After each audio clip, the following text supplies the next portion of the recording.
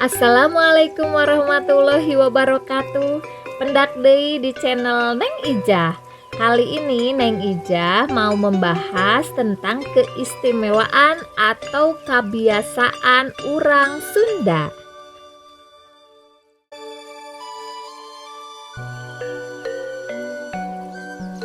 Yang pertama, orang Sunda selalu berbicara dengan nada romantis. Contoh kecilnya, saat sedang disapa, maka akan membalas dengan nada yang halus.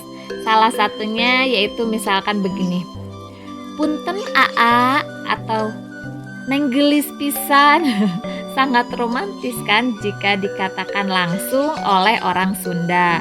Memang hal ini merupakan logat yang hanya dimiliki oleh orang Sunda dan dijamin perkataannya ini dapat membuat lawan jenis semakin terpana. Yang kedua, orang Sunda ramah, sopan, dan pastinya murah senyum. Pada umumnya, orang Sunda itu ramah, sopan, dan murah senyum kepada siapa saja, meskipun yang belum dikenalnya. Dalam diri orang Sunda ada filosofi someah hade kasemah, yang artinya ramah, bersikap baik, menjaga, menjamu, dan membahagiakan setiap tamunya atau setiap orang.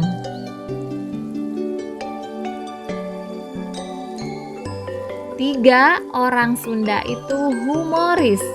Selera humor orang Sunda itu tinggi. Kadang mereka dapat membuat kamu tertawa meski dalam situasi serius sekalipun.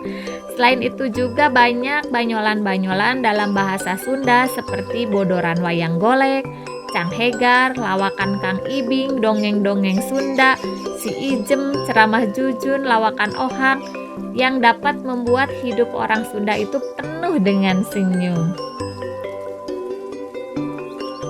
4. Orang Sunda kreatif. Orang Sunda terkenal dengan kreatif, apalagi kalau soal musik. Alat musik tradisional Sunda itu banyak macamnya, dari yang terkenal mulai dari angklung sampai dengan karinding, dan masih banyak lagi alat musik lainnya.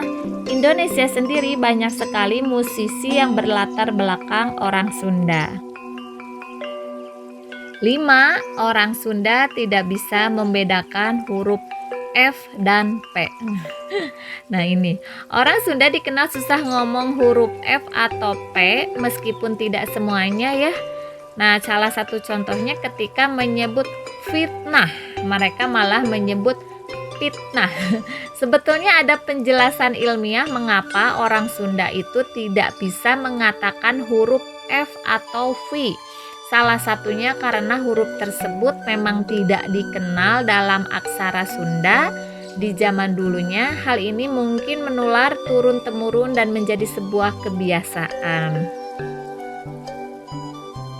6. Penambahan kata teh dan mah. Sering mendengar orang Sunda berkata dengan tambahan teh atau mah, seperti pada kalimat ini saya contohkan ya. Saha ari maneh teh? Dan kalimat seperti ini. Urang mah moal ngilu da teu boga duit. Nah, kata-kata urang mah teu boga duit. Nah, dari kalimat sederhana tersebut sangat jelas bukan? Menariknya, tidak ada perubahan arti meskipun terdapat penambahan kata. 7. Orang Sunda suka lalapan dan sambal. Jangan aneh bila Anda dijamu dengan suguhan lalapan dan sambal dipadukan dengan goreng tempe, tahu, dan menu lainnya.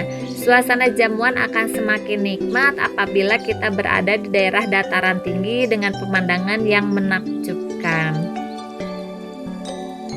8. Orang Sunda jagonya akronim kuliner. Akronim merupakan kependekan berupa gabungan huruf maupun suku kata. Ternyata orang Sunda ini jagonya membuat akronim. Gak percaya? Coba nih dengerin ya. cilok yang artinya aci dicolok.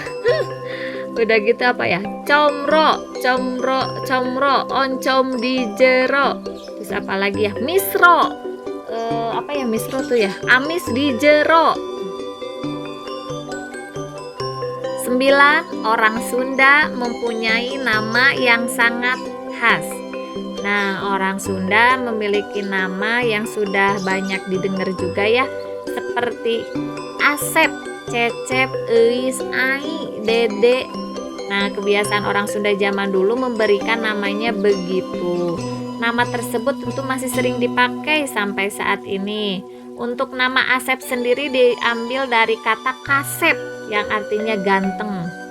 Asep gitu ya. Jadi dengan penamaan itu diharapkan akan menjadi laki-laki ganteng. Nah, orang tua zaman dulu atau satu lagi apa ya? Neng Eis misalkan gitu ya. Nah, teman-teman, itulah beberapa kebiasaan orang Sunda. Oke, teman-teman, terima kasih. Assalamualaikum warahmatullahi wabarakatuh.